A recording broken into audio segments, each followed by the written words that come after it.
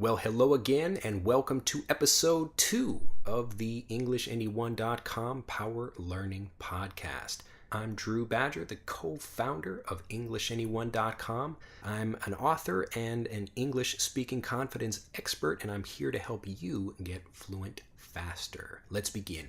First of all, I wanted to say thank you to everyone that commented and gave some great feedback on YouTube and EnglishAnyone.com, and we got some great feedback about this cool microphone. I really love playing with this thing. I love this microphone. It's really so cool. But anyway, let's get started with today's lesson. Today, I wanted to talk about something that's like the previous episode. It's a kind of basic thing about learning, but it's also useful for anything you want to do in your life. And this is magnetic goals and the secret, really, to achieving almost anything. Most of the things that we want to do, they are kind of wishes or hopes or dreams, but a goal is a specific thing and it has a specific time period. It's got a specific way you've got to do it. There's all kinds of things about a goal that make a goal special. And today we're going to help you set some really specific goals, what I call magnetic goals, to help you really achieve your English speaking confidence and fluency, and as well as anything else you set your mind to. Now, the reason I decided to talk about magnetic goals in this episode is because we just had a 3-day weekend this past Saturday, Sunday, and Monday. It was a holiday, and my wife's sister, who lives in Tokyo, decided to take a trip to Okinawa, which is the big southern island, if you've never heard of it, in Japan. It's kind of a tropical place like Hawaii. And my wife's sister went down there with her friend, and while they were there was a huge snowstorm that stopped a lot of planes and a lot of air traffic in Tokyo. So they had maybe I think a few inches of snow, and it was really bad snow. It was on the news even here in Nagasaki, and the planes couldn't fly back. So my wife's sister was stuck in Okinawa. Now, it's not so interesting that my wife's sister was stuck in Okinawa, but what is interesting is how she thought about that. Now, being stuck in Okinawa with maybe 2,500 other people, or 2,500 other people, you can say both of those, but about that number of people were stuck in Okinawa and couldn't get back because of the flight problems. But the interesting thing is that my wife's sister was thinking that the only way she could get back was by going from Okinawa to Tokyo directly by airplane. Maybe she didn't think that was the only way, but in her mind, that was the only solution. That was the only thing she could do. In reality, there are many different ways to get from Okinawa to Tokyo. You could take a boat, or you could take a train or a bus or a car. There's lots of different options and ways that you can get from Okinawa to Tokyo. But the real reason why I'm bringing this up now, and the reason it's important for you to understand this, is because most students, and maybe yourself from time to time for thinking about different things, you think about a goal with all of the steps that you have to do, and you think that's one specific thing. Most people have a specific goal in their mind, but the problem is that they also put the steps that you need to take in order to get that goal with the goal. So in my wife's sister's case, she put the traveling by airplane to Tokyo as part of a way of getting to Tokyo with the goal of getting to Tokyo. The real goal is just to get to Tokyo. It's not to get to Tokyo by plane. You don't need to get to Tokyo by plane. You just need to get to Tokyo. And I'm talking about this because I want you to think about that in the same way when you think about how you get fluent in English. I get lots of questions from students about how do I study, and complaints that they can't study because they need to talk with a native speaker who lives around them in order to get fluent in English faster. They say, I know I need to practice, I know I need to get out and meet native speakers, but there are no native speakers living around me. Listen carefully to what that's saying. They are already thinking that the goal of getting fluent means that you have to have native speakers who live around you in order to get fluent. And that's connecting the goal with the step that you need to take in order to get there. And that's just one possible step. It's not something you have to do. When I was practicing Japanese in America, I would just watch movies, and I didn't always have an opportunity to talk with Japanese speakers that lived where I did. It just happened to be if I could find some, then that was great. But I found people online to practice with, and I would send people emails and talk with them and try to improve my Japanese that way. But the interesting thing is that if you don't focus on the steps to getting something and you just focus on the goal and you make that goal really, really strong and specific, then the steps to getting you there become much more open. Now, before we talk about what a magnetic goal is and how you actually make a magnetic goal, I want to talk about two specific reasons why it's a really bad idea to talk about the steps that are required in order to do something. If you think about the steps to do something before you have a goal, or you try to think about them at the same time, two really bad things are going to happen. The first bad thing that will happen is you will look at all of these steps that are required to do something, and then you will not want to do it because it will be intimidating. You will be overwhelmed. It will be too much to do. I remember when I was publishing my first book and thinking about all of the steps I had to do in order to do that, it would have been crazy. I just had the idea of publishing a book so I could do this and I could teach that, and that's what I really wanted to do. But if I thought about, okay, I have to start a company, I have to find a person that can do this and a person that can print that and a place to sell it and all these other things, I would have probably not done it because it would have been too much to think about. So what I did was spend all of my time really picturing the book in my mind, figuring out how it would work. It's actually a book for Japanese learners of English, for young students, that teaches the alphabet. It's a picture book, so I actually had to draw pictures in order to do it, and I didn't know how to draw these kinds of pictures. I had to go to a store and buy a book that would teach me how to draw pictures so I could actually draw pictures for this book. I'm an all-right artist, but definitely not good enough to draw my own pictures for a book, so I had to learn how to do that. And if I would have thought about all of those things at the beginning, for each step at the beginning, then I would have not wanted to make that book. It would have just been too much effort.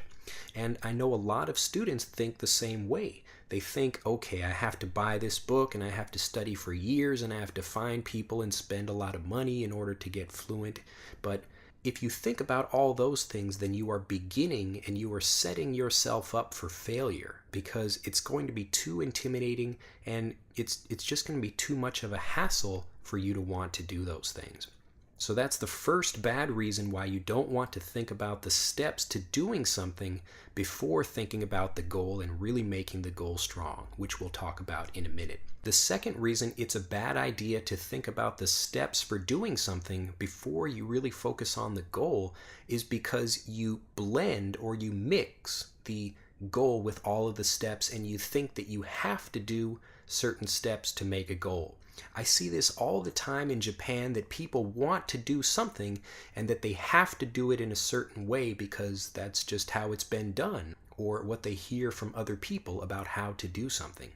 And this is the same thing that happened to my wife's sister. She thought that the only way she could get back to Tokyo would be to fly directly from Okinawa to Tokyo, and that's why she had to wait instead of flying to a different location or doing something else in order to get to Tokyo in a different way. So again, these two things, and this is the reason why it's important to not think about the steps that you need to do before you think about your goal. The first one is that you'll be intimidated. There will be too much to think about and you will talk yourself out of doing something. This means to stop yourself and to give yourself reasons why you don't want to do something. And the second bad reason is that it will stop your mind from being creative about how you can accomplish something. Again, the more specific you make your goal, the easier it is for your mind to naturally come up with really interesting ways to achieve that goal quickly. Now that we've talked about why you absolutely don't want to talk about the steps to doing something before you focus on the goal, let's talk about how you make a magnetic goal. One maxim or rule for how to live your life is It's better to measure 9 times and cut once than it is to cut 9 times because you measured once. I'll say that again, it's kind of tricky. It's better to measure 9 times and cut once than it is to cut 9 times because you measured once. Now this maxim, it means that it's a much better idea to really think about something and think it through, because thinking is easy to change. But if you actually do something like cutting a piece of wood, it becomes much more difficult to uncut it. You can't uncut something, you have to cut it again or get some new wood or something like that.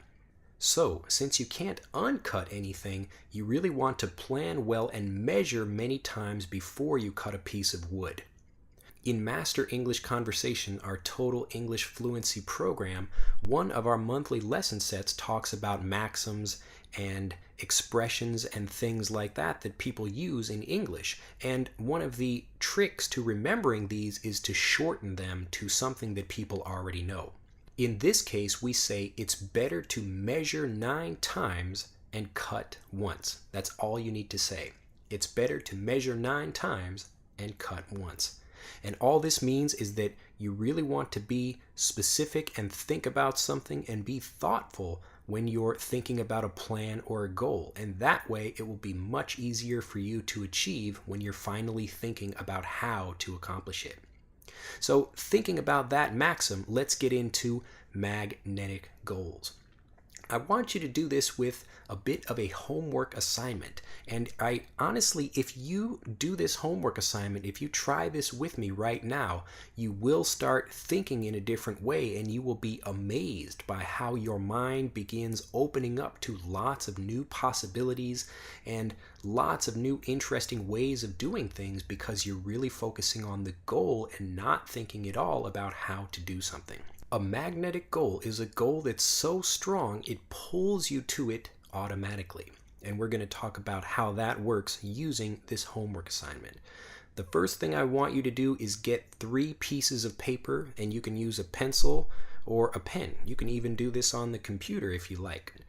The first thing I want you to do with the first piece of paper is to write one sentence that's just a goal, but a very general, vague goal, like a wish.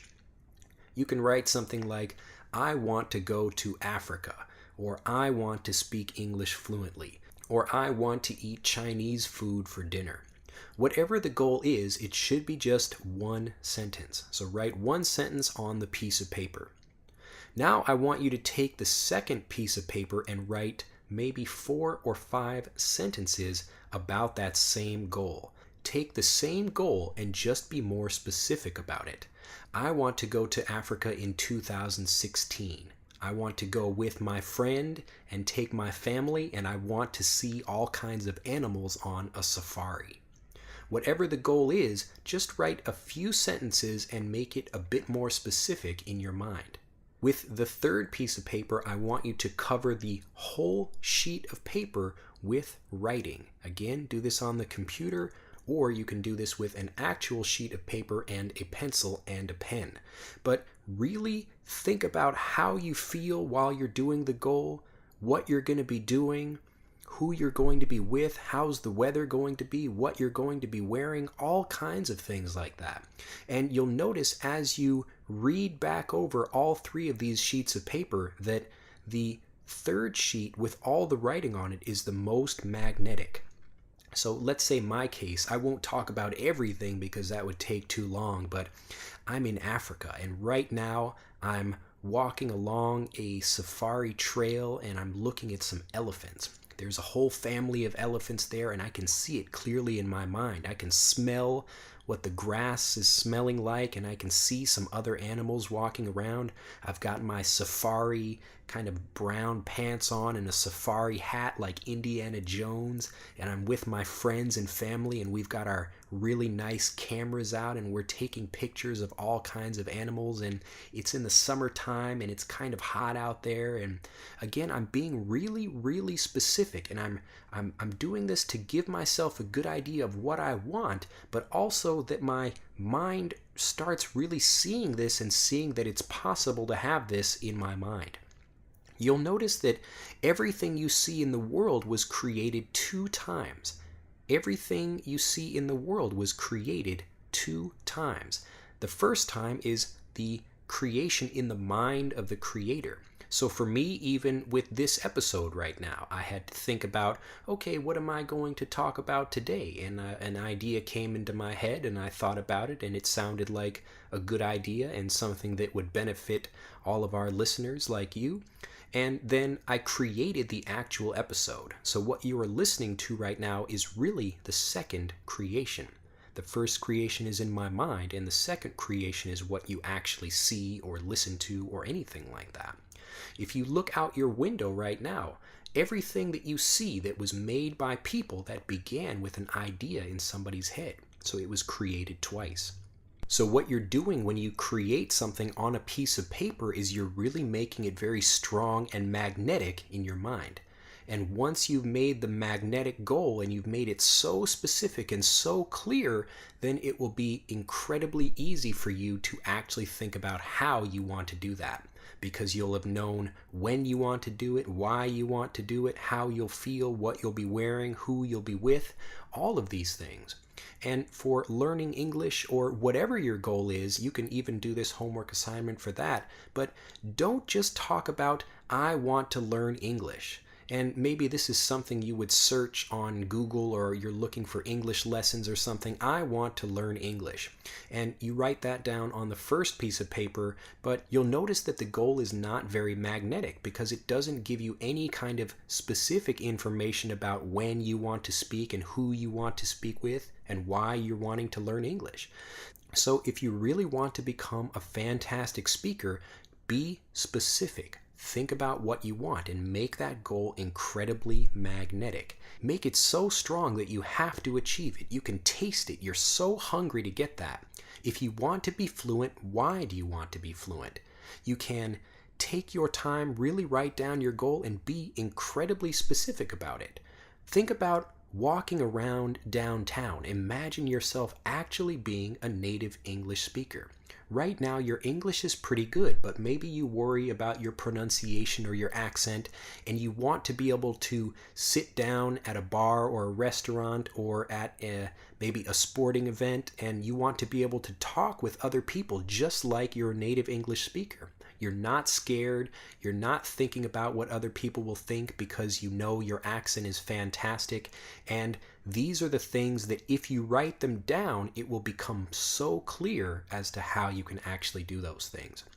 So again, remember those 2 things. You don't want to think about the steps to doing something because the 2 problems with that, the first one is that it will stop you from making any progress because you'll be too worried and intimidated by what you have to do. And the second thing is that you'll be thinking about how to do something, and then that will change the actual goal.